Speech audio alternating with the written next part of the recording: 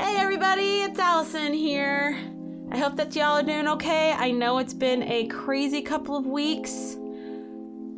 I'm here today making a video to show you how to make a face mask with a pocket for a filter.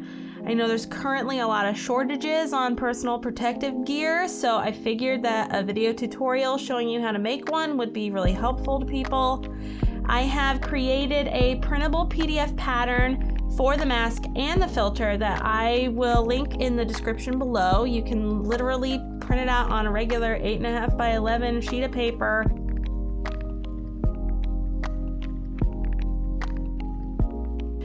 So what I'm doing right now is I'm pinning the pattern to the fabric, which I have folded into quarters so I can make multiple masks all at once.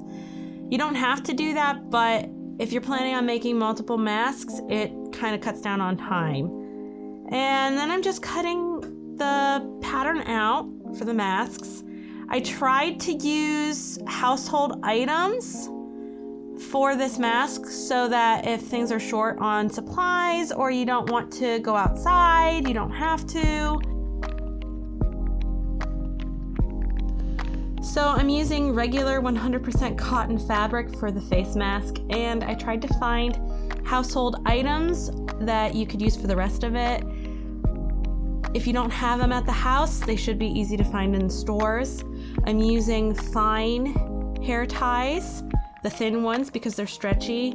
I'm using copper and aluminum wire, which is 18 gauge because it's bendy, and regular old wire cutters. So to start off with, you're going to take the front part of the mask and you're going to place it good side to good side and sew along down side C.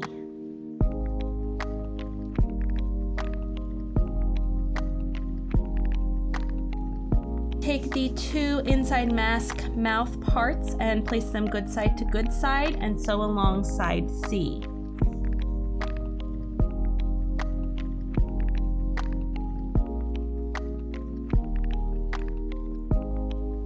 Next, you're going to want to take the mouth part of the mask and lay it good side down and fold over side E about 1/8 of an inch to 1/4 of an inch and crease it with your finger, and then fold it over again about the same amount and sew down that edge to create a hem.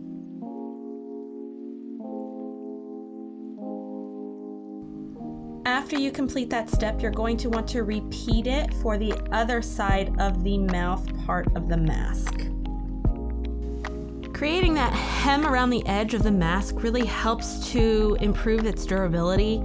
It stops it from fraying on the edges, so you get much more life out of the mask.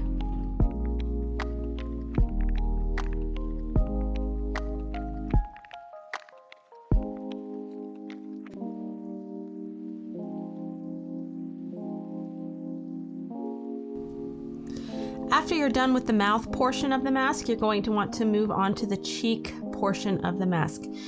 Good side down, you're going to want to do the same thing and fold over side F this time, about 1/8 of an inch to 1/4 of an inch, and then crease it down and repeat it again and hem right along the edge there to create a nice sealed end.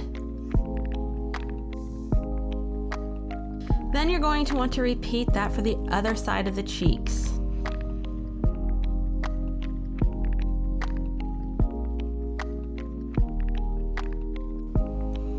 As a side note, if you want, you can trim off the corner edges of those cheek portions. It's not necessary, but it does kind of help to line it up. Next, you are going to want to take the mouth portion of the mask and the cheek portions and lay them good side down with the top of the mask facing the sewing machine. You're going to want to then line up the cheek portion about 1 inch over top of the mouth portion of the mask and pin it so that you can sew the top and the bottom about 1/8 of an inch to 1/4 of an inch in from the edge. You're going to want to pin both sides of the cheek to the mouth portion of the mask in the same fashion. And that way you can just sew the edges together all at once.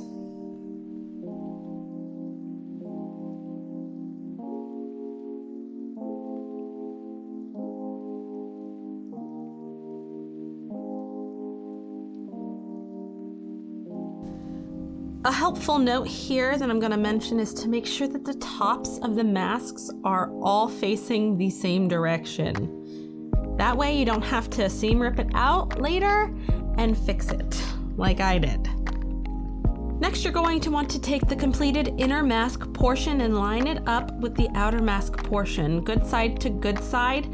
Make sure that the top of the masks are both facing the same direction.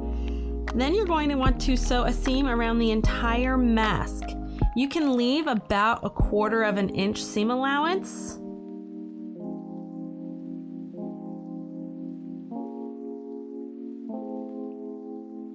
I tried to make sure that the center seams of both parts of the mask were facing one direction or the other when I was sewing it together so that they would lie flat once the mask is turned the correct side out.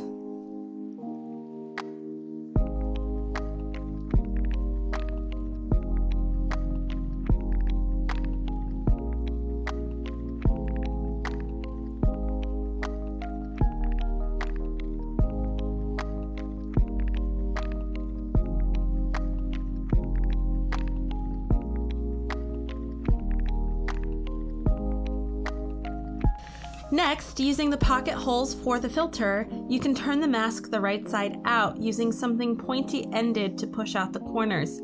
I used a screwdriver, but anything you have lying around the house will work just fine.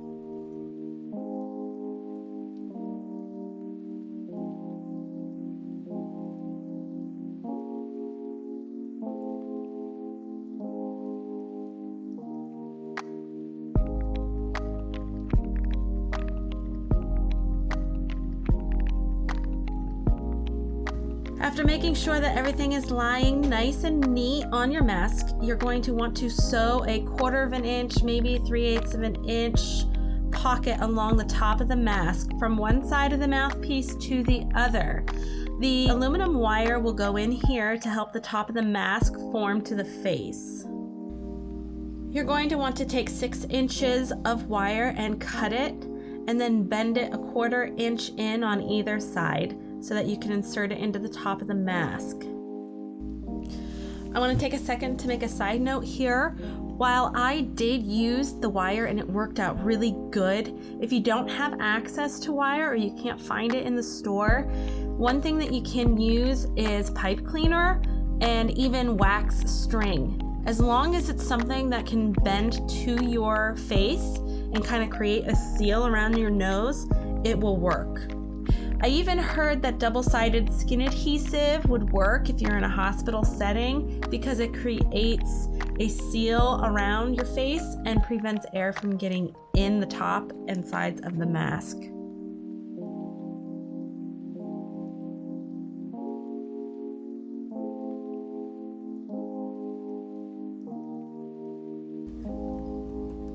Next, you're going to want to slide elastic hair ties onto either end of the mask and fold over the end.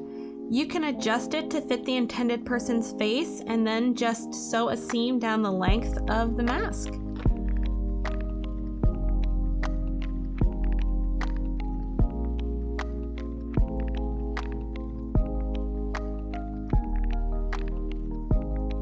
And then you just repeat it for the other side and the mask portion is done.